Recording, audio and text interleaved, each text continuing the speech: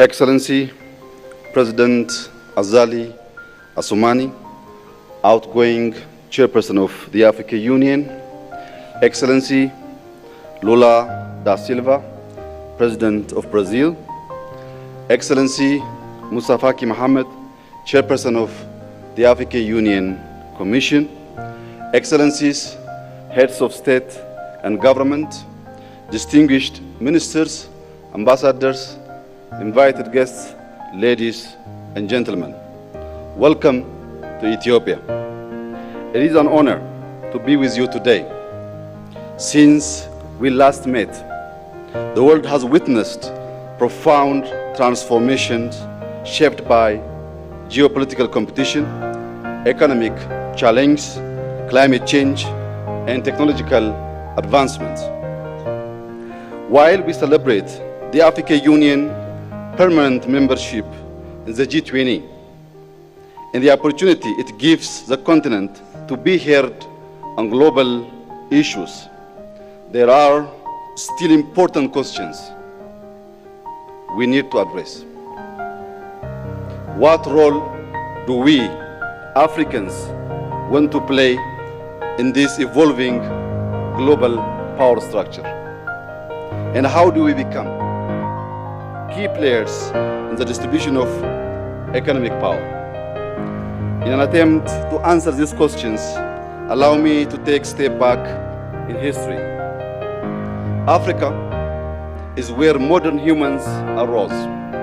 Our ancient kingdoms and empires were home to many significant inventions and innovations, particularly in agricultural techniques, in the use of medicinal plants, and in the construction of impressive architectural structures, all being a testament to Africa's important contributions to the world civilizations in critical areas such as science, technology, and education.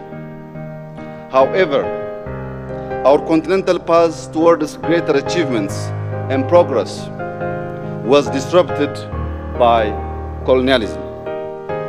The strategic approach of the colonial powers was centered around dismantling the core essence of our nations, undermining our knowledge, our spiritual and cultural heritage, replacing our ancient education systems with Western-style education that was introduced as being superior.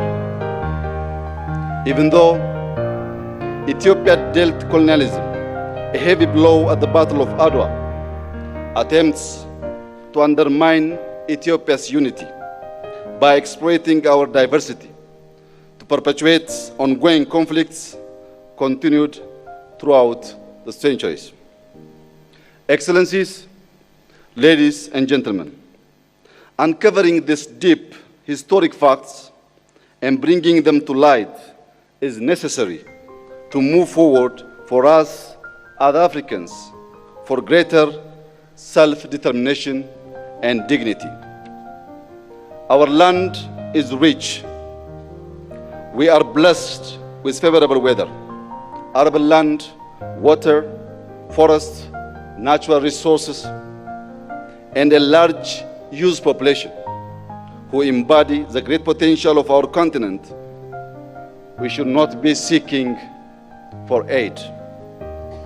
In order to grow and ensure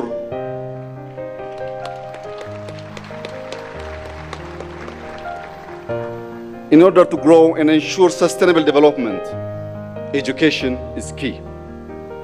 In the last 5 years, Ethiopia has made significant progress towards universal access to education.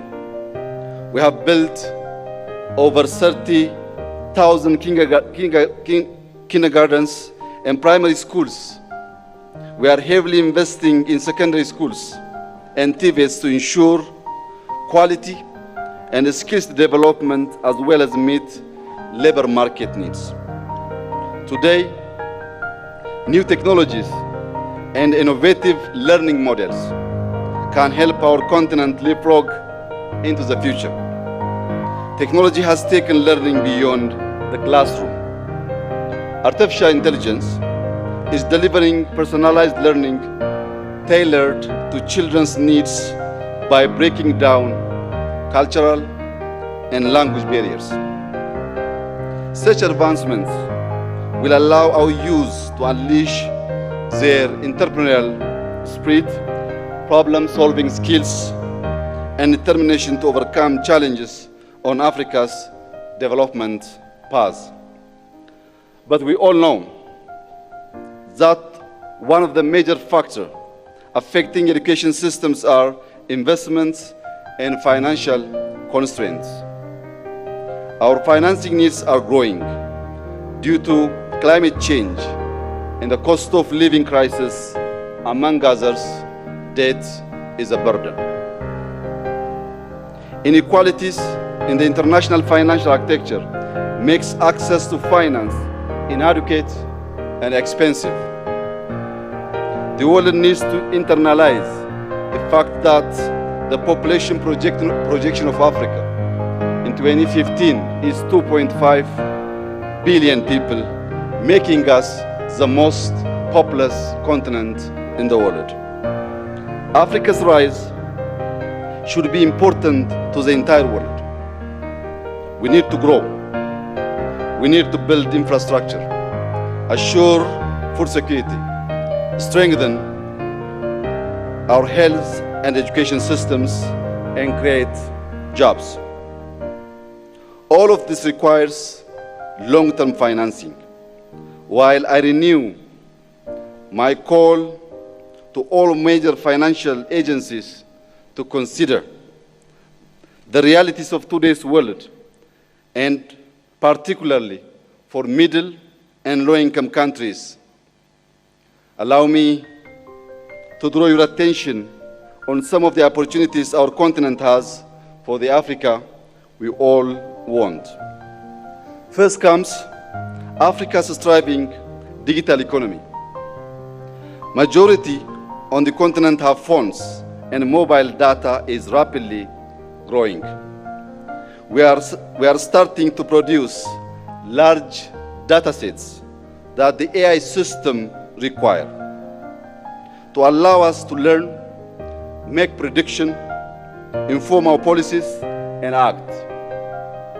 Having a robust Pan-African data governance strategy aligned with the principles of Agenda 2063 will boost the continent's competitiveness, ensure productive cross-border data flow, and protect individual rights. In addition, increasing infrastructure connectivity between our countries by building roads, airports, ports, rail networks, pipelines, and communication networks will link communities, increase trade, and enable economic integration. Furthermore, I would like to touch upon the need to secure peace and stability, which are, of course, the necessary foundation for economic and social development. Ethiopia firmly believes that regional and continental integration is essential to diversify our economies, ensure peaceful coexistence amongst neighbors, and work together for our common growth.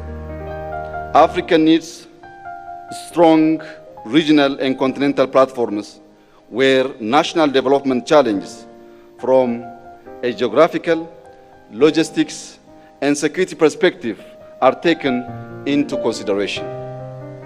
All of us here gathered today need to embrace the complexity of the world we live in and have critical debates to bring about creative but yet pragmatic solutions that will lead us to the transformation for Africa to prosper.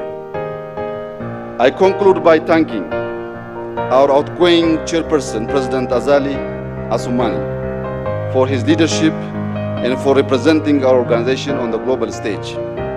Allow me to also warmly congratulate our new chairperson, wishing him success during his tenure. I wish you all a fruitful summit, a fruitful stay in your second home, and God bless Ethiopia, God bless Africa. I thank you.